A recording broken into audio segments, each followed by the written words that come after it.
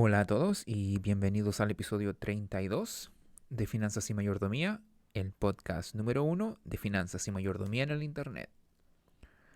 Somos sus anfitriones Juan Pablo, David y la inteligencia artificial y queremos felicitarle por decidir acompañarnos en este viaje hacia la libertad financiera y la mayordomía bíblica. Hoy tenemos una entrevista con un invitado muy especial e interesante, así que los dejo con David. Para todos aquellos que recién están comenzando a oírnos, no somos el número uno por ser el número uno, sino que porque no hay otro que hable de finanzas y mayordomía. No nos consideren como que tenemos un ego elevado. Nos acompaña en esta oportunidad nuestro hermano Rafael Rivero, hermano, pastor, profesor, maestro, director. Tiene bastantes labores usted, ¿ah? Me gustaría que se presentase abiertamente para todos aquellos que nos están escuchando y viendo. Muchas gracias, hermano David. Es un placer para mí estar hoy con ustedes. De verdad que soy muy privilegiado y me siento muy contento de estar en este espacio compartiendo con usted. Gracias por esta invitación. Y bueno, mi nombre, usted ya lo dijo, es Rafael Riveros. En primer lugar, soy un hijo del Señor que he sido rescatado por la pura gracia del Señor Jesús y estoy casado con una maravillosa esposa, Adri, la mujer más maravillosa y grandiosa de este mundo. Además, tengo el privilegio, como usted ya lo relató, de ser director académico en el Instituto de Teología para la Vida. Además, pues trabajo como profesor en distintos seminarios, impartiendo también conferencias, talleres.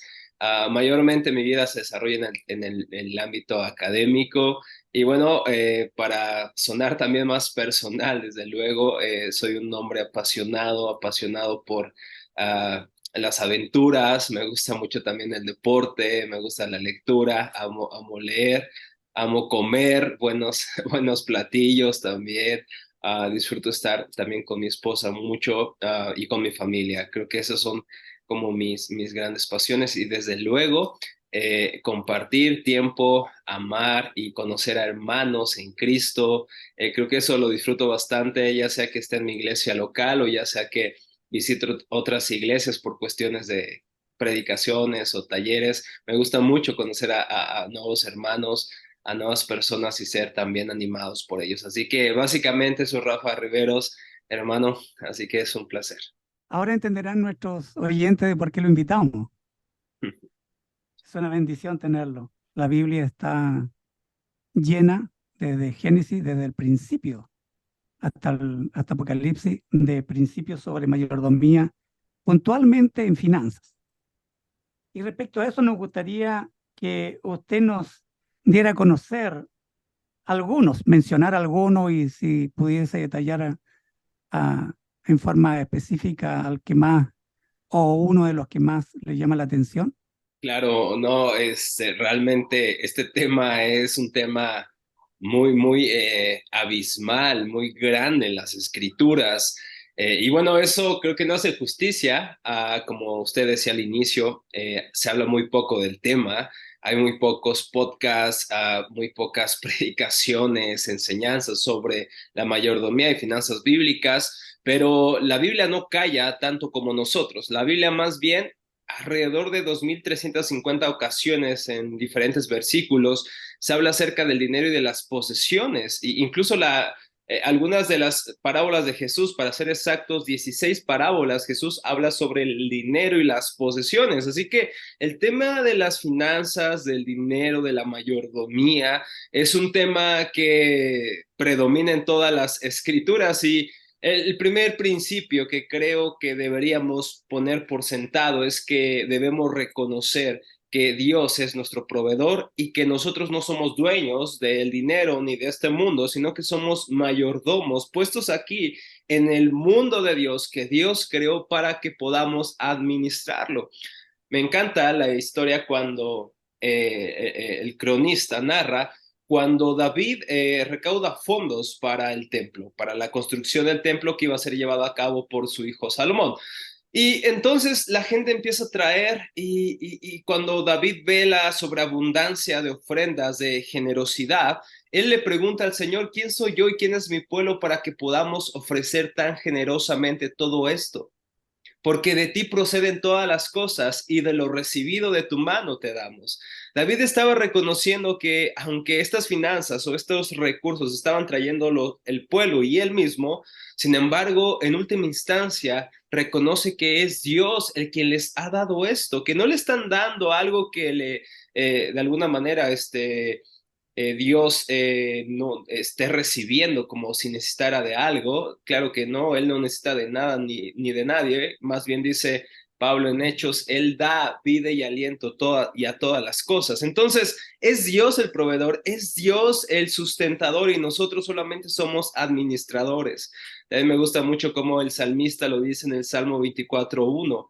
Del cielo es la tierra y todo lo que hay en ella, el mundo y los que en él habitan. Así que nosotros no somos dueños, Él es el dueño y Él es el que nos da la capacidad también para hacer dinero o para generar riquezas o para generar nuestras finanzas.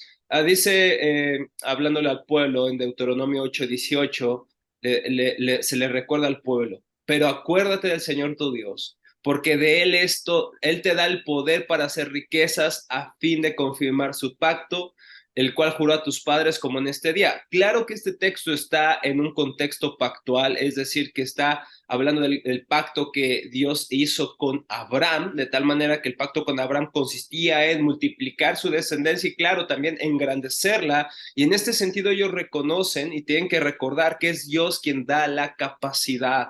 Así que en primer lugar tenemos que recordar, Dios es el proveedor, Dios es el sustentador, nosotros solamente somos embajadores, administradores. Y este es mi segundo punto, o nuestro segundo principio, reflexionar en que nosotros fuimos creados para ser mayordomos de la creación de Dios. De hecho, en el mismo corazón de las Escrituras, el principio, el Génesis, se nos habla de esto. Y dijo Dios, hagamos al hombre a nuestra imagen y semejanza. Dios está haciéndonos imagen suya. ¿Para qué? Para que ejerzamos dominio sobre toda la creación. Y el versículo 27 lo dice también. Él nos creó a su imagen y semejanza, al hombre y la mujer, y nos bendijo, dice el versículo 28, para que seamos fecundos y nos multipliquemos y sometamos la tierra y ejerzamos dominio. Y esto no quiere decir que explotemos la creación, sino más bien que de esta creación hagamos cosas buenas. Algunos han reconocido aquí un mandato cultural, ¿no? Hacer cultura, hacer artes, hacer música, hacer finanzas, hacer poesía, lo que nosotros hagamos con la creación de Dios es parte de nuestra mayordomía, es parte de lo que Dios en sí nos creó con este sentido, con este propósito de reinar, de ser vicerregentes de su creación, pero reconociendo nuevamente que Él es el principal proveedor. Ahora, esto nos va a cuidar de muchos peligros en nuestros corazones, tanto del orgullo, porque si tenemos algo, es casi natural del corazón humano darse la gloria a sí mismo, ¿no es cierto? Decir es que son mis ideas, es mi negocio, es mi tiempo, es mi disciplina, yo me levanto a las 5 de la mañana, yo me levanto y me baño con agua fría y eso se debe a que yo sea millonario, yo sea rico. Ah, claro que la disciplina tiene una parte, lo vamos a hablar en un momento más, pero en última instancia, quien nos provee tanto los medios, la capacidad, la salud, la respiración, las ideas incluso provienen de que Dios nos creó con esta imagen, este sello distintivo. No hay nada en toda la creación que se parezca a Dios. Solamente usted y yo fuimos creados a su imagen y semejanza y es por eso que podemos también dominar y ejercer dominio sobre esta cultura o sobre este mundo y usar los recursos que Dios nos ha dado en él para el bien de la humanidad, para el bien de nuestras vidas y también de nuestras familias. El principio número 3 es que la Biblia nos llama a pensar constantemente en el futuro en lugar de la gratificación presente a toda costa. Y esto es muy importante, este principio, porque vivimos una generación y creo que no es algo nuevo propio de nuestra generación, pero nos ha tocado vivir muy enfáticamente una generación que está sedienta por la gratificación instantánea y no pensar en el ahorro o en un sentido en pensar en el futuro. Me encanta cómo lo dice Proverbios 21:20. tesoro precioso y aceite hay en la casa del sabio, pero el necio todo lo disipa. El necio todo lo disipa, pero en la casa del sabio siempre va a haber precioso aceite, que básicamente la idea del proverbio es que siempre va a haber provisión en la casa de aquel que sabe usar sus recursos sabiamente. Y aquel que los disipa, inmediatamente te llega tu quincena, tu mensualidad o una venta que hiciste. ¿Qué es lo que haces con el dinero? Tenemos que ver que en la Biblia es más, se nos fomenta el ahorro y también se nos cuida de dos extremos, ¿no? Del necio que no ahorra o del acumulador que ahorra de más, ¿no? Que no ni siquiera quiere gastar en su familia o en sacar a pasear a su esposa, no lo sé.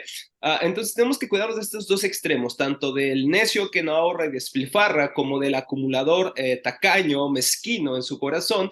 Y tenemos que ir al camino de las escrituras, ahorrar lo suficiente para el futuro.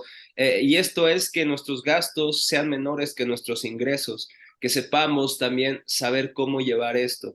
Es decir, es bueno salir, es bueno tener vacaciones, claro que sí, es bueno comer en la calle o ir a un restaurante, no lo sé, es muy bueno eso. Yo lo disfruto honestamente, pero también tenemos que saber en qué momento tenemos que hacer nuestras finanzas, nuestras cuentas, ¿no? Por ejemplo, en nuestra familia es muy numerosa, entonces siempre hay cumpleaños, hermano David. Cada mes, casi cada mes hay un cumpleaños. Eso significa regalos, eso significa invitar a comer. Entonces, eso también significa costear eso, porque tenemos que también saber cómo determinar estos gastos, pero que estos gastos no excedan lo que está ingresando en nuestros hogares con nuestro trabajo. Así que creo que el principio del ahorro también es un principio bíblico, pero la Biblia siempre nos guarda de estos dos extremos que he mencionado para que caminemos equilibradamente, ahorrando y justamente incluso la parábola de las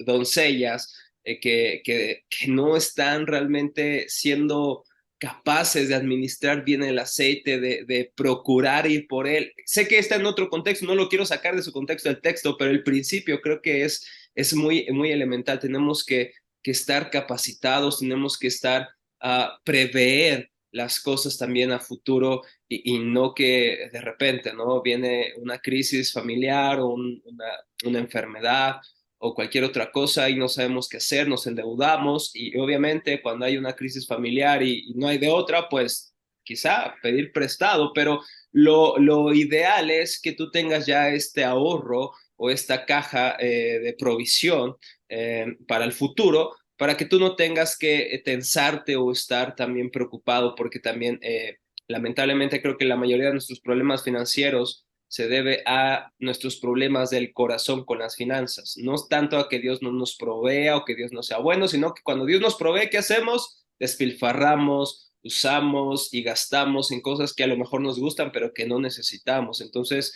tenemos que pedirle al Señor que desde luego examine nuestros corazones para saber también ahorrar y que nos ayude a prever para el futuro y sobre todo aquellos que somos padres de familia o que tenemos una familia, tenemos que pensar en esto. Creo que el matrimonio, en lo personal, hermano David, me cambió mucho. Creo que el matrimonio me hizo ver a mi esposa y ver a ella como la persona que yo estoy cuidando. Y de verdad, lo confieso, hermano David, yo era un hombre ególatra.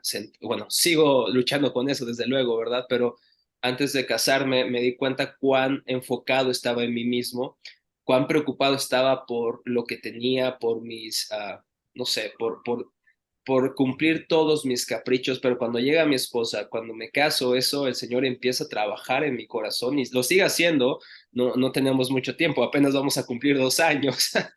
Entonces, la verdad es que el Señor ha sido muy bueno en este proceso matrimonial, en enseñarme, en seguir enseñándome estos principios del ahorro, ¿no? Y también de pensar en el futuro con mi esposa, sabiendo que yo debo de proveer en ese aspecto, pero el ahorro nos va a ayudar a tener ese colchón, como decimos aquí en México, ¿no?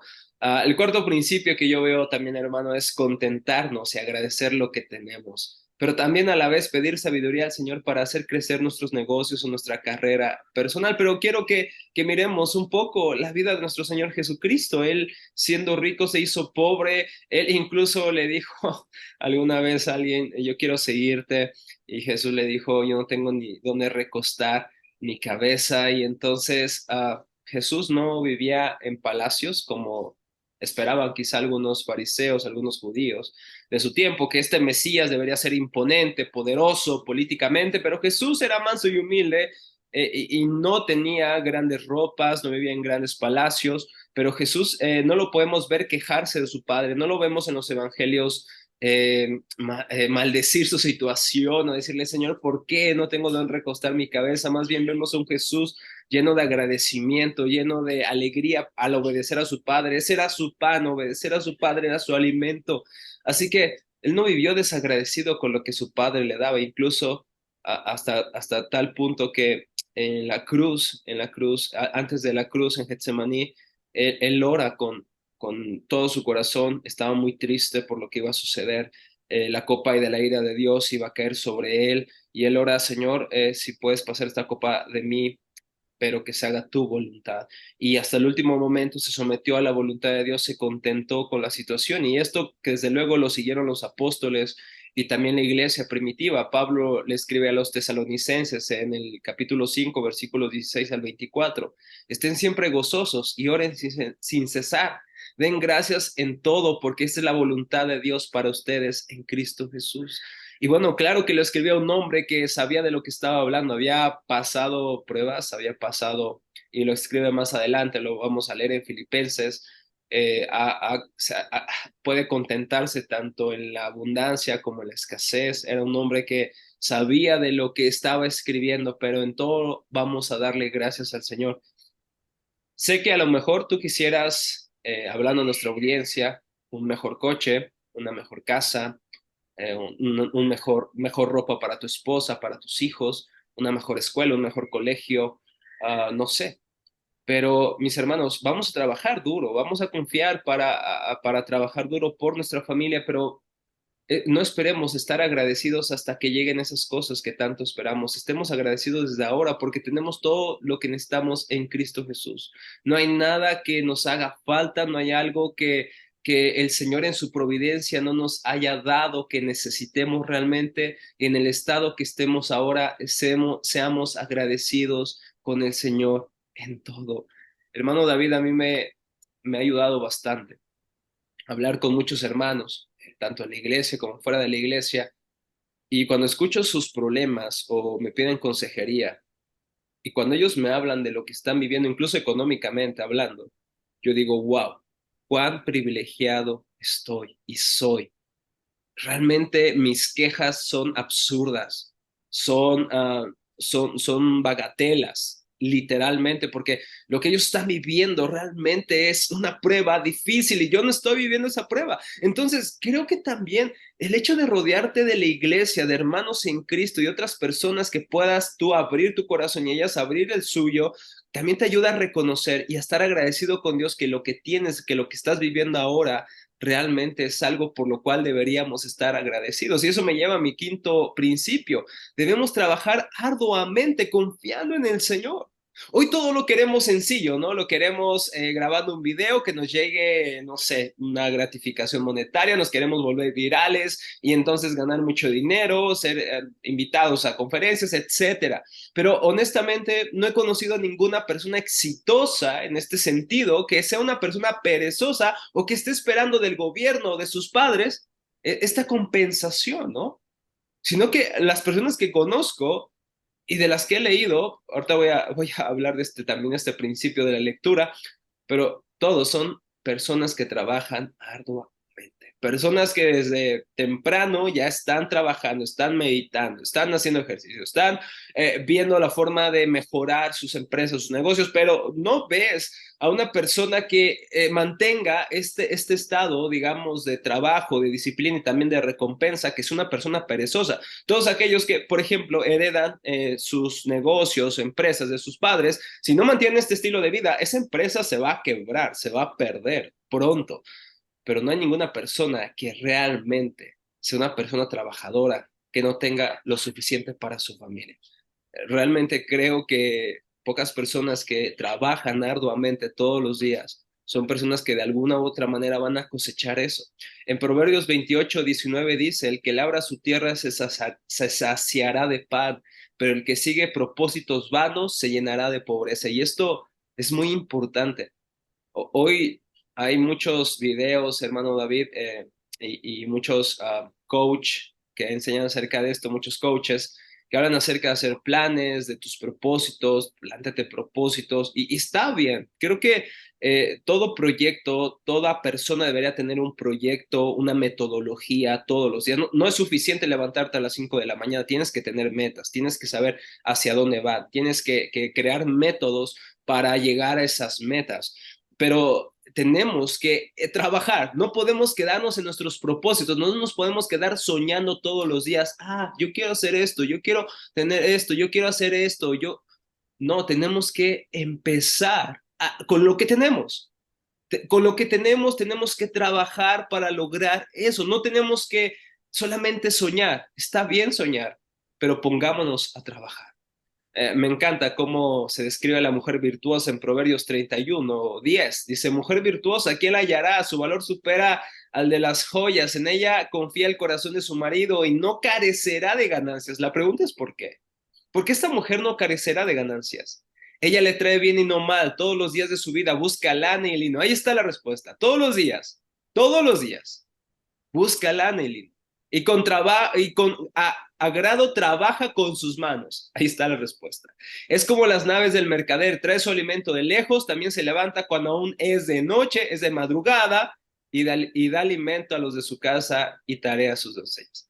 Una persona, esto no lo inventó, no sé, cualquiera de los gurús de las finanzas hoy en día. Esto viene desde mucho más atrás, son principios que en la gracia del Señor nos ha permitido tener, y muchas personas, incluso no cristianas, en la gracia común del Señor les permite tener esta disciplina, este tipo de vida, porque fuimos creados a su imagen y semejanza. A pesar de que estamos caídos, la imagen de Dios permanece en nosotros, y hay estos destellos, yo le llamo así, estos destellos de la gracia común en la vida de personas, no sé, personas que no son cristianas. Y voy a recomendar al final algunos libros de personas no cristianas, pero que creo que Dios les permite en la gracia común tener ideas realmente muy, muy importantes respecto a esto. Y ahorita voy a ver también, hablar del peligro, del cuidado que debemos de tener al leer estos libros.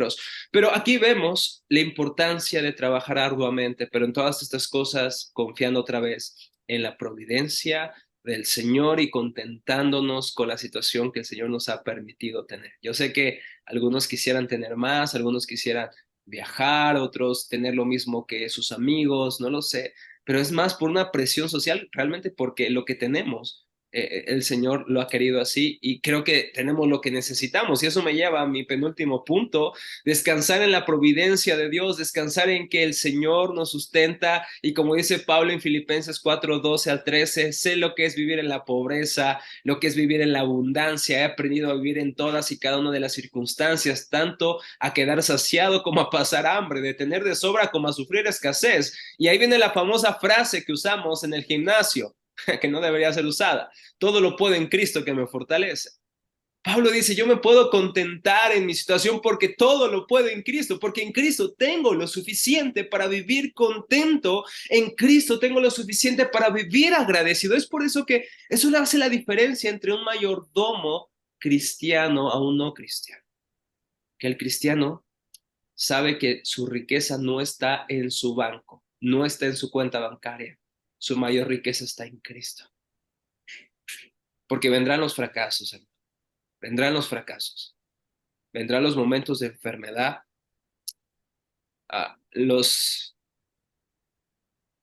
El segundo mes de casado, hermano, mi esposa enfermó gravemente. Fue un proceso en el cual Dios nos sustentó, nos guió, pero fue un momento muy duro, un momento de crisis, hermano David. Como cabeza del hogar, yo oraba al Señor, y justamente en ese momento un cliente que tenía, eh, me defraudó grandemente, y sucedió a la par de la enfermedad de mi esposa. Y fue un momento de prueba muy duro, muy duro, muy duro. Pero el Señor nos sustentó hasta la última medicina, hasta lo último. El Señor fue bueno, y estamos aquí con la gracia del Señor. Después de esa crisis, El Señor nos ha sostenido. Y ahí experimenté este texto, sé lo que es vivir en estos dos polos, pero todos lo podemos en Cristo. Nuestro valor no está en cuántos ceros tenga nuestra cuenta. Nuestro valor no disminuye en cuántos menos ceros esté en nuestra cuenta. Nuestro valor está en que somos amados y aceptados delante de Dios en Cristo, y eso significa que el Padre nos protege, nos cuida y nos ha dado todo lo que necesitamos en su Hijo. Todo lo puedo en Cristo que me fortalece. Así que descansar en la providencia de Dios, es decir, descansemos en el momento, en el lugar y en las condiciones que el Señor nos ha permitido vivir ahora. Y cuando el Señor permita que seamos enriquecidos o tengamos más de lo necesario, ese es mi tercer punto, seamos generosos. Y esto por la generosidad nuevamente que vimos hace un rato en Filipenses, por la generosidad que Cristo ha mostrado con nosotros. ¿Por qué debemos ser generosos? Porque nuestro Dios es generoso con nosotros. A mí me encanta cómo Pablo, hablando de la iglesia de Macedonia, poniéndola como ejemplo en 2 de Corintios 8, después le dice a la iglesia de Corinto: así que les he enviado a Tito, quien los alentó a que comenzaran a dar, hablando de las ofrendas, que regrese a ustedes y les anime a completar este ministerio de ofrendar, dado que ustedes sobresalen en tantas maneras, en su fe, sus oradores talentosos, su conocimiento, su entusiasmo y el amor que reciben de nosotros. Quiero que también sobresalgan en este acto de bondadoso de ofrendar. Y el argumento que muchos usarían hoy es porque si tú le das a Dios un peso, Él te va a dar dos. De hecho, hay una canción ahí de niños. Pero no, ese no es el argumento de Pablo. Si tú le das a Dios, Dios te va a dar, te va a hacer millonario. No, no, no.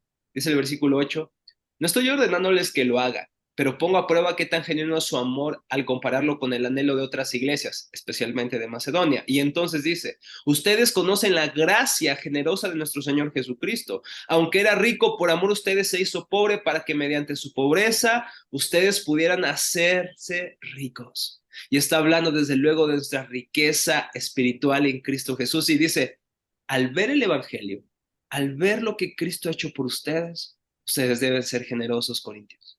No, no, el argumento de Pablo no es si tú le das un peso a Dios, Dios te va a dar dos. No, el argumento es ve a Cristo. Ve lo generoso que Cristo ha sido contigo, así sé generoso con los demás. Sé generoso con otros. Sé generoso con aquellos que no tienen. Sé generoso con aquellas personas que a lo mejor pues están viviendo una situación complicada, como las iglesias en Jerusalén u otras iglesias. Pero todo viene del Evangelio. Y por último, uh, en tus fracasos y en tus victorias, ve al Evangelio, confía en Cristo. Porque las riquezas no te dan más valor y la pobreza no te la resta, no te resta valor. Las riquezas no te dan más valor ni la pobreza te resta valor. Eres valioso solamente porque estás en Cristo Jesús. Y eso, entenderlo, nos va a ayudar tanto en el momento de las vacas flacas, como decimos, ¿no? Los momentos de crisis financiera, nos va a ayudar a no desconfiar y darle la espalda o quejarnos en contra de Dios o sí reclamar a Dios, ¿no? ¿Por qué? Sino que nos hará estar agradecidos en los momentos de pobreza porque sabemos que nuestro valor no está en lo que tenemos. Y también nos va a ayudar esto en los momentos de prosperidad para saber que si tenemos más que otros, eso no nos hace mejores que otros o no nos da más valor. Mi valor está en lo que soy delante de Dios por medio de Cristo Jesús. Por lo tanto, las riquezas no me dan más valor, ni la pobreza me resta ese valor. Mi valor está en Cristo Jesús. ¿Y quién me va a poder separar de ese amor? ¿Quién me va a poder separar? ¿La tribulación, la angustia, la persecución, el hambre, la desnudez o el peligro, la espada? No. Dice Pablo, en todas estas cosas somos más que vencedores por medio de aquel que nos ama. Así que estos principios son los que quería compartirles, hermano David. Espero que alguno de los oyentes les pueda servir. Perfecto. Escuché en cierta oportunidad un predicador que decía que habían hecho en cierta medida, una estadística empírica, un estudio empírico, en donde se había determinado de que habían tres grandes peticiones que la iglesia hacía a Dios en la oración. Una era por la salvación de su familia, lo más cercano, luego por amistades, hermanos, en fin. Lo segundo, la prioridad era sobre el dinero. Mm. Se ora mucho porque Dios provea. Ahí está el pan nuestro cada día, pero ya a un nivel de que falta dinero. Y la tercera es por salud. Se ora mucho por salud. Esas son las tres grandes prioridades de la oración de la iglesia en sí. Ahora, lo que nos compete con respecto al dinero. ¿Usted considera que aquí creo que van a haber dos o tres preguntas en una? Que la iglesia está tratando el dinero, las finanzas, esa problemática que tiene la iglesia en sí como un tabú, como que nadie quiere decir cuánto gana o cuánto es lo que debe. Entonces, falta en sí predicación al respecto. En lo personal, llevo años en el Evangelio y créame que de verdad estoy de acuerdo con el concepto de tabú. Mm. Se habla, ni siquiera en las bancas se habla. Solo cuando hay una crisis extrema es cuando se menciona que se necesita una ofrenda para tal o cual hermano o familia. ¿Usted considera de que verdaderamente es un tabú este tema dentro de la iglesia? Y, y hay suficiente predicación para tanto para romper el tabú como para adoctrinar a la iglesia para tener una mayor mayordomía acerca de las finanzas. Claro, yo aquí veo una paradoja, hermano David, ya que oramos normalmente por salud, amor y dinero. Normalmente son nuestras oraciones, pero al momento de usar el púlpito o las aulas para enseñar sobre diferentes temas, se carece de la información y de las predicaciones, enseñanzas sobre finanzas. Esto es una paradoja, porque se nos ha enseñado a orar por todo esto, y lo cual no es malo, hermano David, no es malo orar por nuestra salud, por nuestras finanzas, es parte del Padre nuestro. Entonces no hay nada de malo con eso, pero las prioridades del Padre nuestro también tenemos que considerarlas, ¿no? Se tratan sobre Dios en primer lugar, reconociendo quién es Él. Sí hay un momento para nuestras necesidades, pero la oración no es una lista de donde vamos al Walmart a comprar nuestro súper, sino que es un momento de comunión con el Señor. Por lo tanto, no vamos a pedirle a nuestro mago de la lámpara que conceda nuestros deseos. Vamos a reconocer en oración quién es nuestro Dios. Y claro, hay momento para la petición sobre nuestras finanzas, alimentos, salud, pero la oración no es solo eso. Sin embargo, sí hemos escuchado mucho acerca de este tema, hay que orar por finanzas, pero no se habla de finanzas. ¿Por qué creo que es un tema tabú, hermano David? Porque creo que todavía lo vemos el dinero como algo mundano. Así como no se habla del sexo, porque vemos como algo muy carnal, y quizá esto se deba a muchas razones, pero quizá aquellos que salimos de la iglesia de Roma, aún muchas veces Roma se aferra al corazón, ¿no es cierto? Puedes salir de la iglesia de Roma, pero a lo mejor Roma no sale de ti, y tenemos todavía esta separación sagrado-secular, cosas más santas. Desde luego, si tú quieres pertenecer y servir a Dios, se dice tienes que pues entregar tu vida, ¿no? A la iglesia, al servicio clerical. Esto lo pasó el mismo Martín Lutero cuando estaba en la tormenta, ¿no es cierto? Y cuando está en la tormenta a punto de morir, él se entrega al monacato, le ora a Santa Ana, ¿no es cierto? Y entonces él entrega su vida al clero porque era algo visto como si tú querías entregar tu vida verdaderamente a Dios, tenías que renunciar a todos los trabajos mundanos, y entonces entregarte al verdadero servicio a Dios. Y justamente el ser un mercader, el ser un empresario era visto como una vocación de segundo orden, de una segunda categoría. Si tú eras parte del clero o servías de lleno, por así decirlo, en la iglesia, cosa que no ha cambiado mucho hoy en las iglesias evangélicas. Pensamos que si servimos como pastores o lo que sea de tiempo completo en la iglesia, somos más espirituales. De hecho, cuando decimos es que yo soy llamado por Dios, se quiere decir es que yo soy llamado a servir en la iglesia 24/7. Pero todos aquellos que son hijos de Dios son llamados por Dios para glorificarlo y vivir en todas las áreas de su vida, ya sea que seas pastor o ya sea que seas un empresario. Pero creo que el problema se debe a esto, hermano David. Creo que el tabú es porque vemos los negocios como malos en sí mismo, y esto no es algo nuevo. Incluso Agustín de Hipona, nuestro gran teólogo, aquí tengo algunos libros de él, pero él decía, los negocios en sí mismos son perversos. O sea, cualquier negocio en sí mismo es perverso. Hubo otro hombre, Eusebio, un conocido de los padres de la iglesia. Él dice lo siguiente: dos formas de vida fueron dadas por la ley de Cristo a su iglesia. El uno está por encima de la naturaleza y más allá de la vida humana común, o vamos a llamarle más tarde secular, totalmente y permanente separada de la vida habitual común de la humanidad, que se dedica al servicio de Dios solo.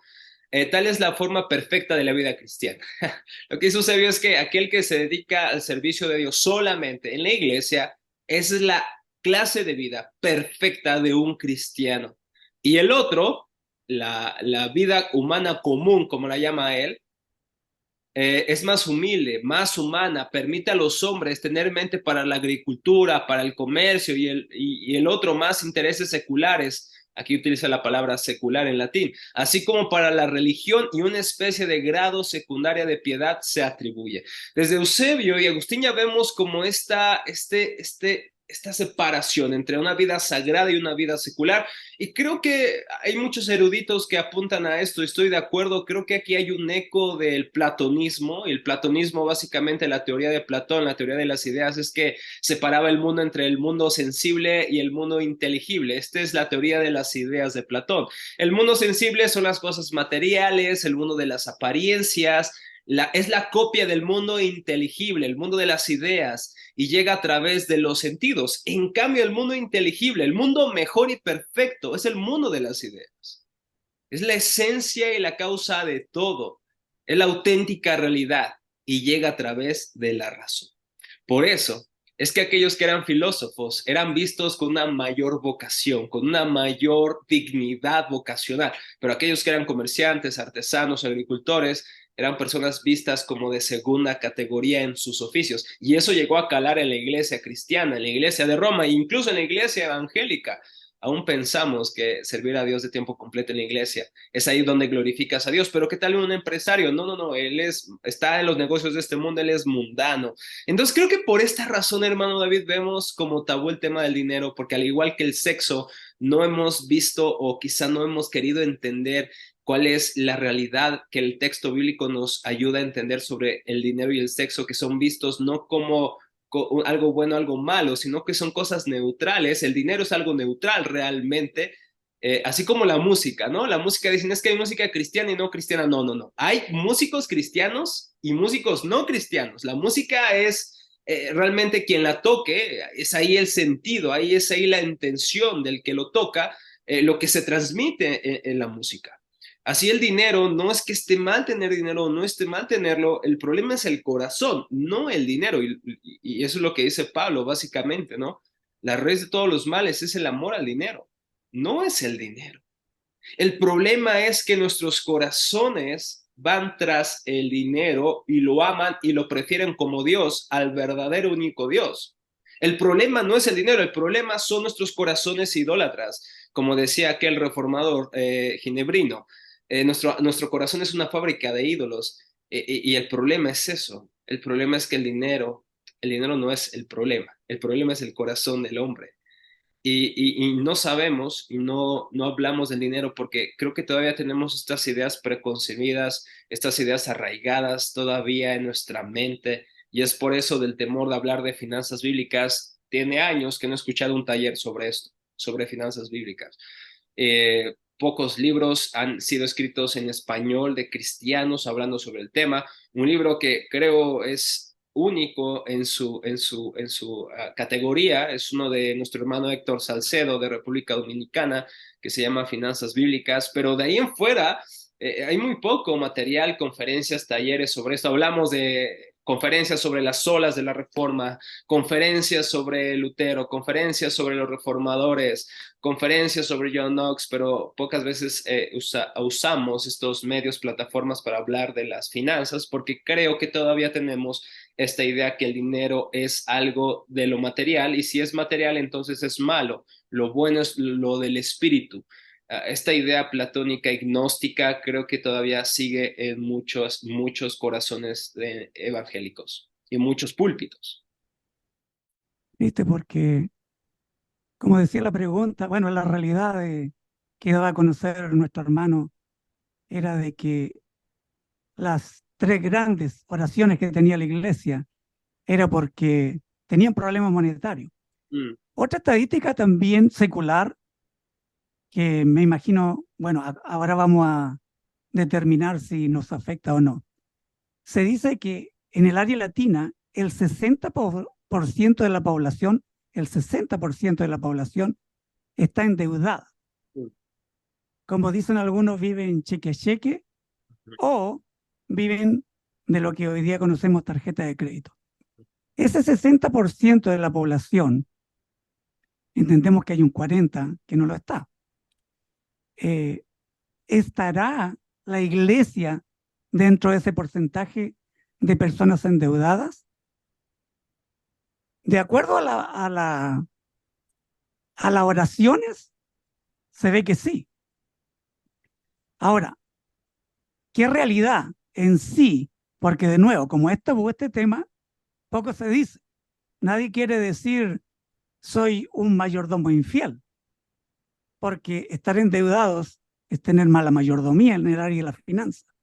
Uno podrá ser muy espiritual, muy padre, muy hermano, muy buen vecino, pero de la puerta para adentro se encuentra con esa gran oración: Señor, necesito que arregle mis finanzas. ¿Cómo considera usted? ¿La iglesia en sí está en un porcentaje endeudada o es la que representa el 40% de no endeudados?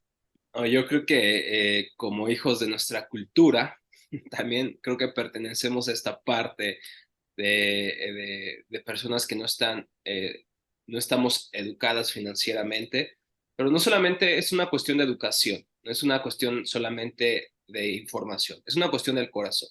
Y creo que eso debemos de tratar porque no solamente hace falta más predicaciones, no solamente hace más falta talleres y libros, hace falta ver la realidad que tenemos en Cristo Jesús para entonces trabajar con la tacañería o el despilfarro de nuestros corazones. Así que no es un problema meramente informativo o intelectual, es un problema espiritual, es un problema de querer saciar la necesidad de nuestros corazones de importancia y valor a través de lo creado en lugar de buscarlo en el creador.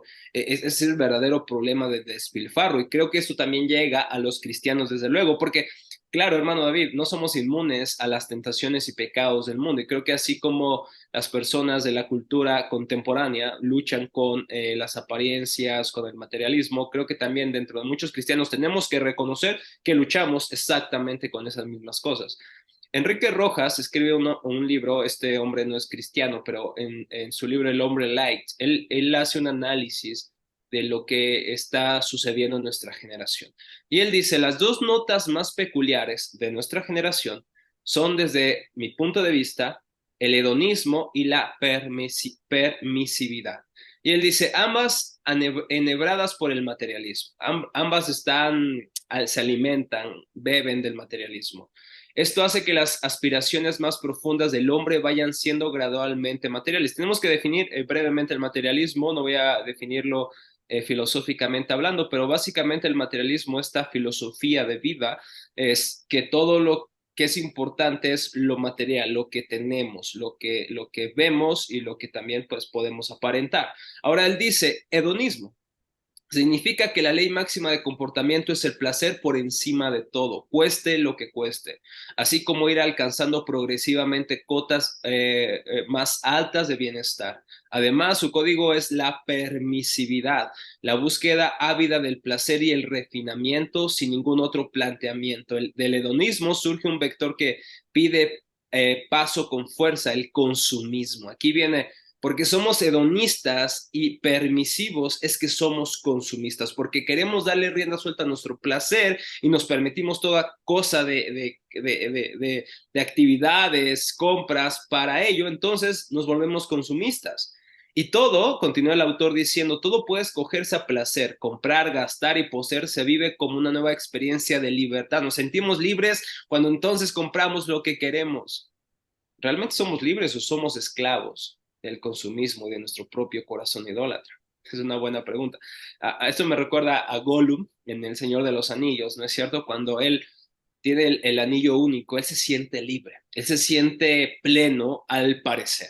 Pero vemos en los libros, y claro que también en las películas increíbles de Peter Jackson, no dejen de verlas, y no me están pagando ningún comercial aquí, pero soy fan de estas películas y de los libros, pero vemos cómo Gollum al parecer está satisfecho con ese anillo, su precioso, ¿no es cierto? Pero este anillo lo está deformando, este anillo lo hace un monstruo literalmente de las tinieblas. Y al final conocemos, los que no han visto la película, discúlpenme, les voy a hacer un spoiler, pero a Gollum, no voy a dar detalles, pero Gollum eh, termina con el anillo. El anillo es su perdición, el anillo es su muerte, el anillo es su abismo, el anillo es su amo y señor. Y lo que le prometía libertad, contentamiento, lo termina doblegando, doblegando a su voluntad.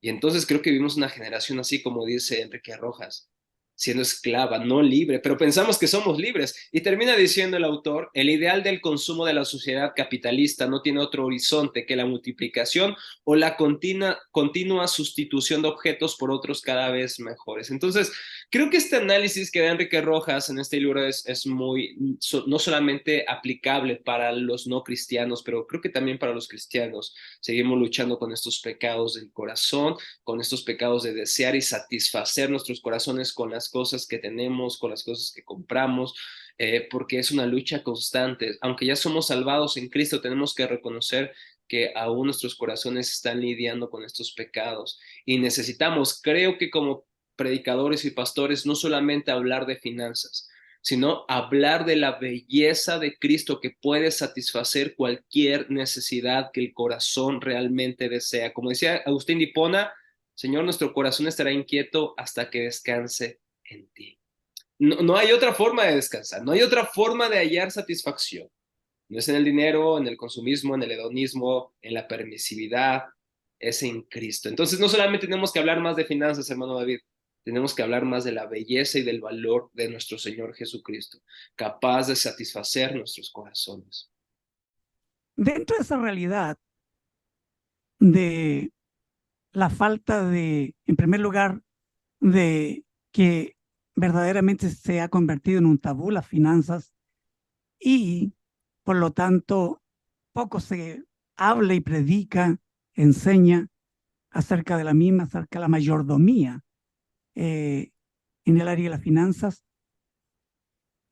Sí hay un principio que se repite constantemente desde el púlpito y es el de dar, del cual estoy plenamente convencido.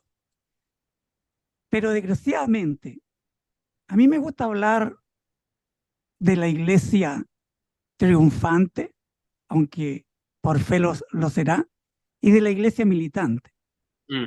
La iglesia militante es la que en su mayoría está compuesta por personas que se le ha hecho creer que son salvas y que por ende, a través de un ritual, una oración, todo un sistema que han creado de evangelismo, son salvos.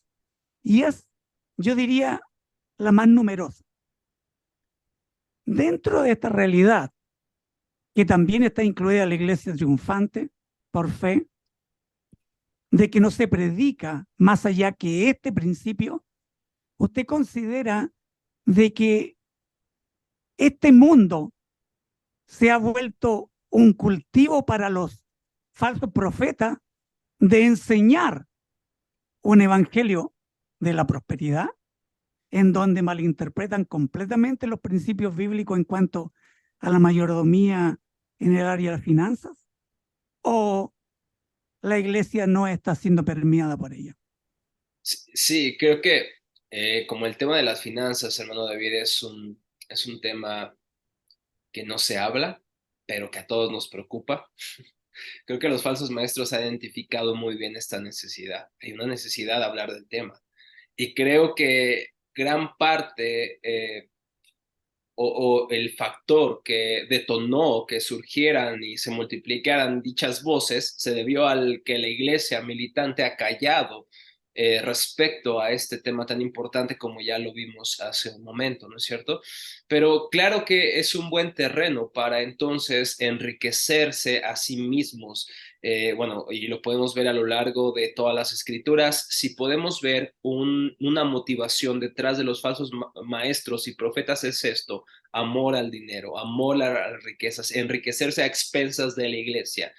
Eso es un factor que en sí va a tener todo falso profeta. Bueno, hace una semana estuve enseñando sobre números al grupo del Instituto Bíblico y hablábamos un poquito de, no hemos llegado en el tema de Balaam, pero vamos a hablar del tema de Balaam con ellos también, cuando este hombre profetiza en contra de Israel, ¿no es cierto? Y Dios ya le había dicho que solamente va a hablar lo que él decía y así lo hizo, pero vemos más adelante que Balaam, con el propósito de enriquecerse, quizá como vio que no pudo maldecir al pueblo de Israel a base de la profecía, puesto que Dios solamente le daba bendiciones al mismo pueblo, él le da un consejo a Balac, ¿no es cierto?, sobre el comportamiento sexual, la manera de hacer caer a los israelitas era a través de esto. Entonces, vemos que el corazón de Balaam parecía muy piadoso. En números 22, 23, 24 vemos que Balaam parece piadoso, pero realmente en su corazón estaba el enriquecerse, el tener reconocimiento. Y podemos ver este mismo patrón de Balaam que los escritores neotestamentarios ven como un patrón. Los falsos profetas son como un Balaam que busca el beneficiarse no para el bien de la iglesia, sino a expensas de la iglesia o a expensas del pueblo de Dios. Entonces, claro que ellos tendrán un buen terreno o un terreno fértil para hablar del tema y engañar a muchos, porque el tema de las finanzas, pues es el tema que a todos nos interesa. Pero claro que estos coaches, gurús, falsos maestros de las escrituras, porque usan a Dios, no aman a Dios por lo que él es, sino usan a Dios como un genio de la lámpara. Realmente los únicos a quienes enriquecen es a ellos mismos, no a la iglesia la empobrece. Así que no creo que podamos tomar el principio de dar como el principio para mejorar nuestra economía. Claro que la generosidad es parte, y ya lo hablé en los principios de ser generosos. De hecho, hay un texto que me encanta, que Pablo le escribe a Timoteo en primera de Timoteo 6:17, hablando a los ricos. Dice: a los ricos de este mundo, enséñales que no sean altaneros ni pongan su esperanza en la incertidumbre. Me encanta esta palabra, que no pongan la esperanza en la incertidumbre de las riquezas. Las riquezas son inciertas, nadie tiene seguro nada, ni el mayor magnate, empresario, CEO, lo que tú quieras, nadie tiene certeza de las riquezas. Bueno, vamos a estudiar un poquito o podríamos recordar lo que sucedió el siglo pasado en la bolsa de valores en Estados Unidos y vemos cómo tantos hombres con tanto dinero pues se quitaron la vida. Fue algo terrible, desde luego, no lo use el ejemplo como para decir, somos mejores, no, creo que aquellos que podemos tener nuestra esperanza en el dinero, puede pasar lo mismo si es que ponemos nuestra esperanza en la incertidumbre de las riquezas. Y Wall Street nos lo enseña bastante. Y nuestros padres, por ejemplo, acá en México, saben lo que es la devaluación. El peso del año 80, 70 al 2023 ha cambiado de una manera increíble, que hablar de otros países también, Latinoamérica y Centroamérica, ¿no? Pero es la incertidumbre de las riquezas. Dice: a ellos enséñales. Dice que no pongan su esperanza en la incertidumbre, la riqueza, sino en Dios, el cual nos da abundantemente todas las cosas para que las disfrutemos. Fíjense, aquí está increíble esto. Dios nos da abundantemente todas las cosas para que las disfrutemos. Así que el dinero no es nada malo, la sexualidad no es nada malo. Dios nos las ha dado para disfrutarlas en momentos, en formas que Él ha permitido, ¿no? Claro que el sexo está dado por Dios para disfrutarlo en el pacto matrimonial, y las riquezas no poniendo nuestra esperanza en ellas, sino en Dios, dice Pablo en este texto, el cual nos da abundantemente todas las cosas para que las disfrutemos. Enséñales que hagan el bien, que sean ricos en buenas obras, generosos y prontos a compartir, acumulando para sí el tesoro de un buen fundamento para el futuro, para que puedan echar mano de lo que en verdad es vida. Lo que Pablo dice es que deben de dar, ser generosos, pero no es para multiplicar nuestras riquezas, es una expresión de lo que el cristiano debe de hacer al ver la generosidad de Cristo. Ahora, ¿qué debemos hacer entonces? No escuches a los falsos profetas, porque te van a sacar y te van a vaciar la cartera, te van a dejar en bancarrota, se van a enriquecer, se van a comprar jets, autos, casas, mansiones, y bueno, hay incluso documentales hechos por no cristianos que han documentado y han expresado los despilfarros de estos falsos profetas de la prosperidad, y no vamos a llamarle evangelio porque no es evangelio lo que ellos predican, no es un evangelio falso porque no es el verdadero evangelio. Ahora, ¿qué debemos hacer si realmente queremos crecer financieramente? Bueno, tenemos que generar ideas creativas y tenemos que realmente alimentarnos con personas e ideas, proyectos en nuestra carrera que nos ayuda a crecer y confiando en el Señor. Ahora, pidiéndole también al Señor que nos ayude a cambiar nuestra perspectiva de cómo vemos y usamos el dinero, porque desde que tú y yo somos cristianos no podemos usar el dinero de la misma manera que cuando no éramos cristianos. Ahora nuestra perspectiva del dinero debe de cambiar, pero yo te voy a recomendar, por ejemplo, si tú quieres crecer económicamente, número uno, que confíes en el Señor, que confíes en las habilidades, en los dones que Él te ha dado, pero que también seas un buen mayordomo de esos dones que Dios te ha dado. Hay muchos consejos que te podría dar. No soy millonario, desde luego, pero te puedo dar algunos consejos que me han servido a lo largo de mi corta vida, si lo puedo decir de esta manera. Pero número uno, pues pon tu esperanza en Cristo, ya lo hemos dicho, pero no lo dejaré de repetir. Número dos, sé mayordomo de los dones que Dios te ha dado. Si Dios te ha dado una capacidad intelectual, estudia esto, sé el mejor en esto, desarrolla tus dones.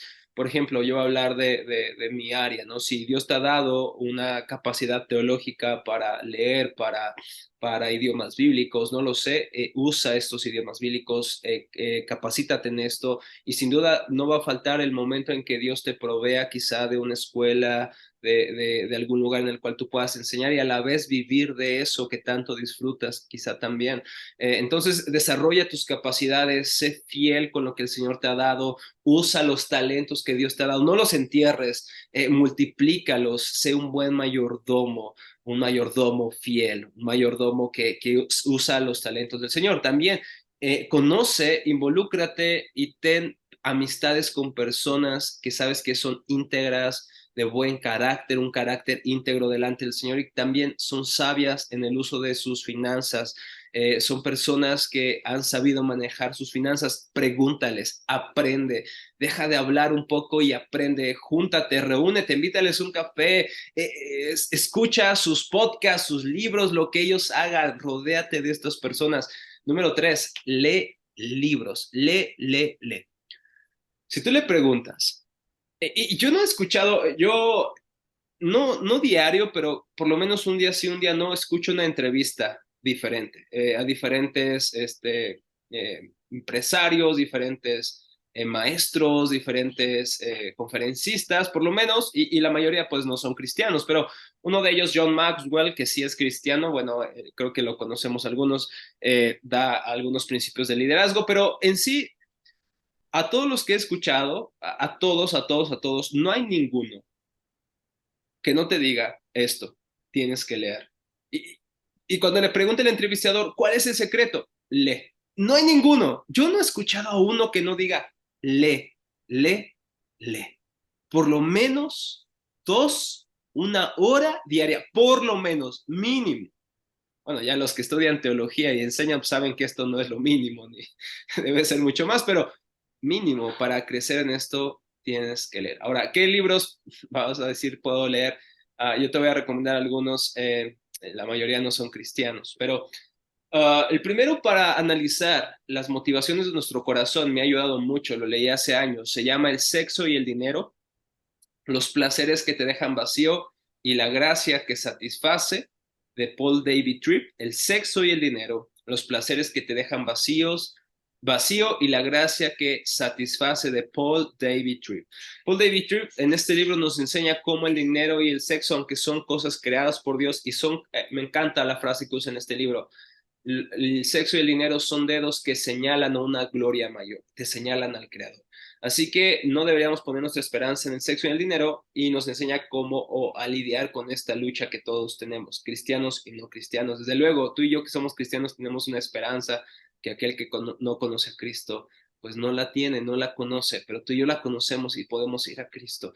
Este libro creo que tiene que ser el primero que tienes que leer de esta lista que te voy a dar. Los demás léelos como tú quieras, pero este creo que sí deberías leerlo primero, todos los que estamos acá. Número 2, Finanzas Bíblicas. Ya lo mencioné, de Héctor Salcedo, este hermano de República Dominicana. Creo que es un excelente libro, es un libro creo que muy sencillo de leer, realmente lo puedes leer en una sentada o dos, es muy fácil, es una lectura corta, breve, pero muy bueno también en el tema de finanzas bíblicas. El siguiente libro es de uno cristiano llamado Daniel Erickson, La psicología del dinero. Este libro me encanta por varias razones, pero principalmente porque nos enseña que realmente en quién estás poniendo tu esperanza, en el dinero o estás usando el dinero, o el dinero te está usando a ti. Yo veo mucha gracia común en este libro, así que les recomiendo La psicología del dinero de Daniel Erickson. ¿Qué hago con mi dinero? Aquí es más como un asunto de qué hacemos con lo que estamos teniendo, de Marty Sables. Marty Sables habla de justamente qué es lo que debemos hacer con el dinero, cómo invertirlo, qué podemos hacer para mejorar la situación financiera en la que estamos viviendo. El código del dinero también de Remy Samso también va del tema. No voy a hablar mucho de los siguientes, no sé cuánto tenemos de tiempo, David, pero bueno. El que usted considere. Ok, perfecto. El siguiente es Finanzas para un tonto, de Juan Marín Pozo. Este título es bastante provocador, pero básicamente nos explica desde cero cómo usar nuestras finanzas personales. Así, Finanzas para un tonto son consejos muy prácticos, muy breves, y como dice el título, para la persona más sencilla lo pueda comprender. El arte de hacer dinero, lo leí, lo escuché en audiolibro más bien, hace unos meses, de Mario Borghiño, que creo que así se pronuncia su apellido, Mario Borghiño.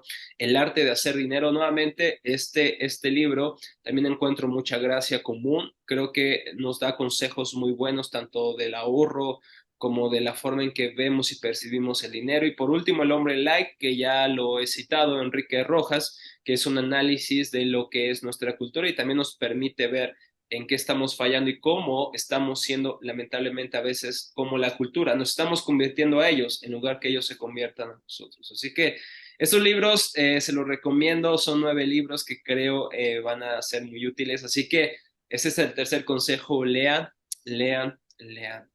Y número 4, nuevamente, confíen en Cristo. Que su esperanza nuevamente esté en Cristo. Recuerden que están completos en Cristo. Hasta ahí, hermano, mis consejos al respecto. En lo personal, he estudiado en 3 seminarios de diferentes, ¿cómo llamarlo? Uno ha sido liberal, que estuve en Boston, otro en Miami, que era multidenominacional, creo que le llamaban, y ahora último, estoy en uno reformado. Obviamente que no tengo toda la... Se dice que para tener una opinión certera se requieren más muestras. También nos es difícil a ambos decir, o sea, dar una respuesta certera, porque aunque yo estoy metido en el tema, sé de muchos seminarios, pero no 2000 como pide la muestra. mínimamente 2000 dentro de un universo que amerita para dar una buena respuesta en cuanto a los seminarios, institutos y universidades cristianas. Pero podríamos deducir, esto sé que no va a ser una respuesta certera, pero podríamos deducir, de acuerdo a la realidad que ya mencionamos de la estadística en cuanto a la comunidad latina está el 60% endeudada y de esa veíamos que está incluida la iglesia y que es un tabú y que poco se habla más allá de ciertos principios, porque usted numeró cerca de una decena, pero hay muchos más. Podríamos deducir que seminarios, institutos, seminarios y universidades cristianas están careciendo de dar cursos, así como hay cursos específicos respecto a... Yo he tomado 25 clases, ninguna me ha tocado específicamente del tema. Sí se habla en cada una de ellas, pero específicamente clases respecto al tema de la mayordomía en el área de la finanza, están estas instituciones cojeando, podríamos decir. Sí, y sí, creo que no solamente, bueno, vamos a hablar de la educación pública en las universidades, por lo menos incluso he estudiado en una universidad privada y nunca se me habló de salud y educación financiera. Y creo que tampoco en las escuelas públicas se toca tanto el tema, pero creo que tampoco en los seminarios, iglesias o incluso en estos eventos que a lo mejor son más locales, ¿no? Donde se hablan de temas sexualidad, ideología de género. Gracias a Dios que ya está tocando ese tema, ¿cierto? Pero creo que de finanzas no hemos hablado, porque aunque el tabú del sexo sigue, creo que el de las finanzas es un poco más fuerte en otro sentido. Entonces creo que sí hace falta esto y ahorita me está despertando esto en mi corazón, hermano David.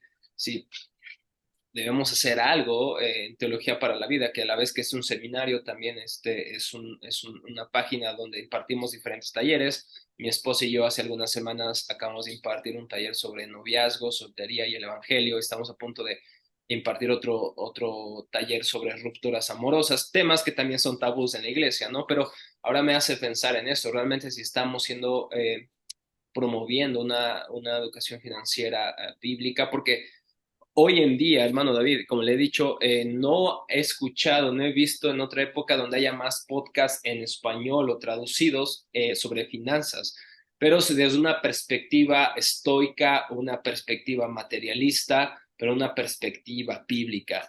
Entonces creo que esto me gustaría apuntar a los seminarios, pero creo que esto me está apuntando a mí también, porque yo soy parte de estos seminarios, somos parte de esto, entonces creo que sí nos hace falta lidiar con este tema, ser más, no ser más, sino ser, apuntar hacia bendecir a la iglesia y ver de la manera en que podemos abordar estos temas. Quizás hacer algunas conferencias sobre esto nos haría falta, claro que sí.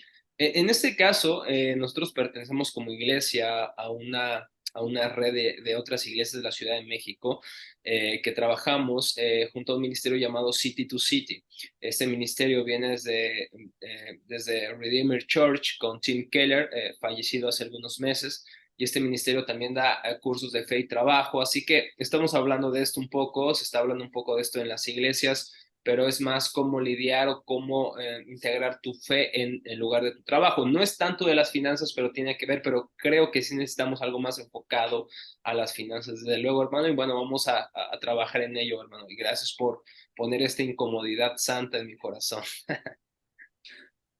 Dentro de la generación del tabú, lo que más percibo es esa actitud que se tiene con respecto al dinero, hacia la riqueza, hacia los ricos.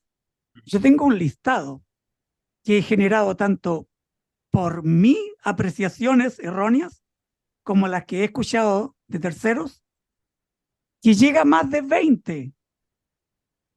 20 posturas de por qué el dinero es malo, de por qué los ricos son malos Y todo este tema alrededor para que yo no me interese bíblicamente. ¿Usted considera que la Biblia sí habla que es pecaminoso ser rico? ¿Está malo hablar del dinero? En sí el dinero es malo, es un pecado, y todo lo que hay alrededor de eso oscuro. Esa pregunta está genial, hermano. Me gustaría responder con C.S. Lewis. C.S. Lewis tiene un libro llamado Las cartas del diablo a su sobrino. Es un diálogo imaginario de entre Scrutopo y Orugario, que es su sobrino. Scrutopo es un demonio experimentado. Y él le dice algo a su sobrino: nunca olvides que cuando estamos tratando con cualquier placer en su forma sana, normal y satisfactoria, y recordamos que hace un momento dijimos que el sexo y el dinero dan cierto placer, pero este placer o estas cosas en sí no son malas. Y dice esto: cuando estamos tratando del placer en su forma sana, normal y satisfactoria, estamos en cierto sentido en el terreno del enemigo, es decir, de Dios. Dios es el que ha creado todas estas cosas para nuestro bien.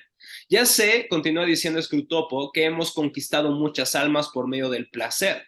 De todas maneras, el placer es un invento de Dios, un invento suyo, no nuestro. Él creó los placeres. Todas nuestras investigaciones hasta ahora no nos han permitido producir ni uno. Todo lo que hemos podido hacer es incitar a los humanos, escuchen esto, a gozar los placeres que nuestro enemigo ha inventado, Dios, en momentos o en formas o en grados que él ha prohibido. Ahí está, creo que la respuesta. El dinero no es malo, el sexo no es malo. El problema es disfrutarlos en momentos, formas y en grados que Dios ha prohibido. Y creo que esto revela mucho.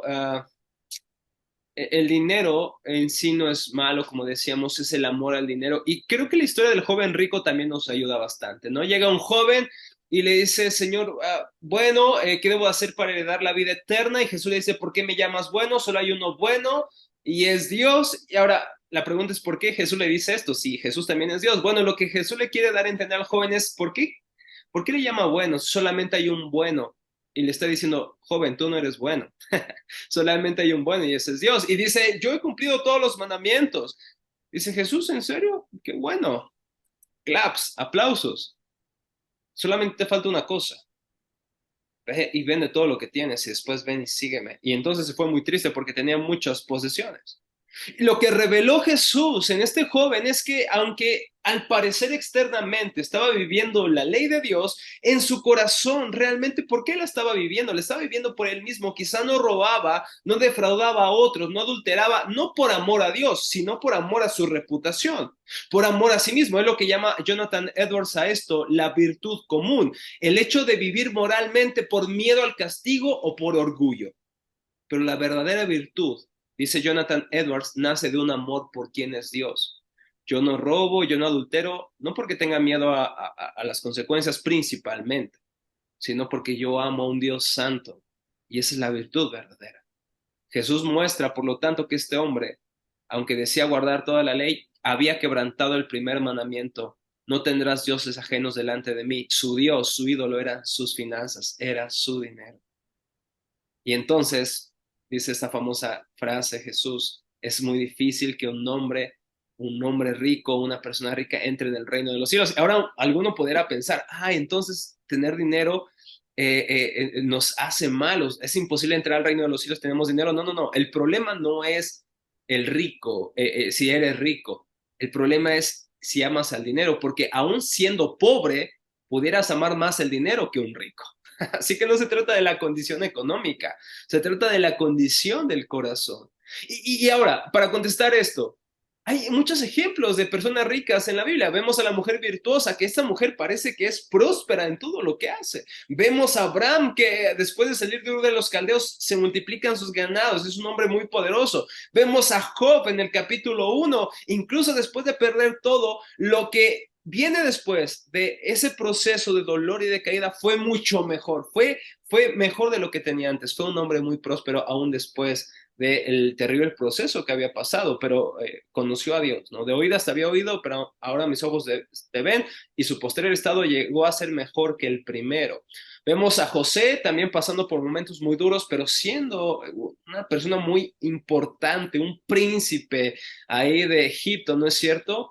Vemos a otro hombre, José de Arimatea, que incluso pues es el que pone la tumba, ¿no es cierto?, donde Jesús ahí es sepultado, ¿no? Y al tercer día resucita, pero vemos que es un hombre también que cree en Jesús, pero es un hombre con grandes riquezas en un sentido. Entonces, lo que nos deja ver en la Biblia. Así que el problema no es el dinero, no está mal ser rico, no está mal tener posesiones, no está mal enriquecerse, pero si lo haces a costa de otros y lo haces solamente por tu propia gloria y no para ser generoso, no para ayudar a otros, entonces tienes que preguntarte qué está sucediendo en tu corazón.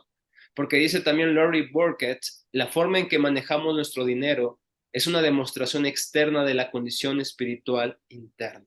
O también lo dice nuestro hermano Héctor Salcedo, el cómo la manera en que manejas tu dinero revela quién eres. Así que la Biblia no condena el hacer dinero.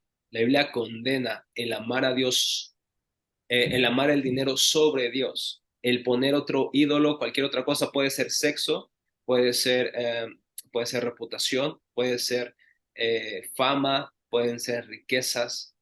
Cuando tú amas más eso que a Dios, eso es lo que condena la Biblia. No condena en sí el sexo ni el dinero. Así que creo que debemos expandir más en esto, hermano David, en nuestras iglesias, en nuestras iglesias locales, porque tenemos todavía un gran tabú respecto a estos temas que son tan importantes hablar. Amén. Sin duda que hemos salido bendecidos de esta reunión y me imagino que no va a ser la primera ni la última en que podamos nuevamente volver a tener su participación. Amén. Perfecto. Con todo gusto aquí estamos, hermano David, para servirle. Al contrario, a mí me da mucha alegría que sean estos espacios, estas oportunidades para dialogar con nuestros hermanos y hablar de estos temas tan necesarios y también tan fascinantes, porque no realmente el tema en estos meses, hermano David, he leído, he escuchado diferentes podcasts del tema, he sido bendecido incluso de no cristianos. De verdad, este tema creo que deberíamos tenerlo más presente en nuestra lista de estudio. Y con todo gusto Bueno, estamos para servirles, hermano David. amén, amén, perfecto. Más adelante le vamos a volver a invitar de acuerdo a esta agenda. Muchísimas gracias, claro, claro, con mucho gusto. Me gustaría que hablara de lo que hacen, sí, invitar a nuestros oyentes. Tómese este tiempo con libertad. Muy bien, hermano David, pues muchas gracias en primer lugar por esta preciosa invitación y bueno, hablando un poco de lo que hacemos, quiero invitarles a que sean parte de la comunidad de Teología para la Vida en nuestras redes sociales. Nos pueden encontrar como teologiaparalavida.com en la página web. Tenemos algunos artículos, pero sobre todo nuestra actividad se da en Instagram, en Facebook, en Twitter, así con Teología para la Vida nos encuentran en estas plataformas, hacemos diferentes materiales y además mi esposo y yo damos diferentes talleres en cuanto a las relaciones de noviazgo, de matrimonios, así que ahí también nosotros damos diferentes talleres y también sobre todo les extendemos la invitación para unirse al Seminario de Teología para la Vida, al estudiar un diplomado en Teología Reformada o una licenciatura, también les invitamos a que sean parte, tenemos maestros realmente capacitados en cada una de sus ramas de estudio. Así que pues eso es lo que hacemos. Tengo el privilegio también de dar algunas clases en este instituto, así que pues si el Señor lo permite, nos veremos por allá y bueno, ahí nos dedicamos a estudiar las escrituras, estudiamos las cuatro ramas principales de teología, desde teología sistemática, bíblica, exegética, histórica, pastoral, ahí estamos para servirles también en el Instituto de Teología para la Vida. Así que pues nada, muchísimas gracias, hermano David. Ojalá algún día nos podamos ir a comer unos tacos, ya sea aquí en México o ir por un café si los visitamos a ustedes. Son bienvenidos también aquí en la ciudad, así que ha sido un placer. Me he disfrutado bastante esta conversación, hermano David. Muchísimas gracias nuevamente por permitirme estar en este espacio, su espacio, para poder colaborar con usted. Muchísimas gracias, hermano. Entonces nos despedimos y agradeciendo nuevamente a nuestro maestro Rivero, nuestro hermano Rafael, por su buena voluntad de venir a dilucidar un poco más de esta, que ya podríamos decir, destapar este tabú que tenemos. Nos vemos la próxima. Bendiciones. Y así llegamos al final de otro episodio de Finanzas y Mayordomía. Espero que hayan disfrutado de esta entrevista tanto como nosotros. Quisiéramos invitarle a que comparta este episodio con sus familiares y amigos, comente, estamos en todas las redes sociales y por supuesto, suscríbase, regálanos un me gusta. Recuerde que puede encontrar nuestro podcast en Spotify, Apple Podcasts, YouTube, Google Podcasts, Amazon Music y Audible, entre otros. También en formato de video a través de YouTube Podcasts, YouTube Shorts y TikTok. Ahora sí, nos despedimos. Muchas gracias y felicitaciones por decidir acompañarnos en nuestro viaje hacia ese lugar donde el dinero trabaja para nosotros, llamado libertad financiera. Nos vemos en el próximo episodio. Hasta pronto. Bye.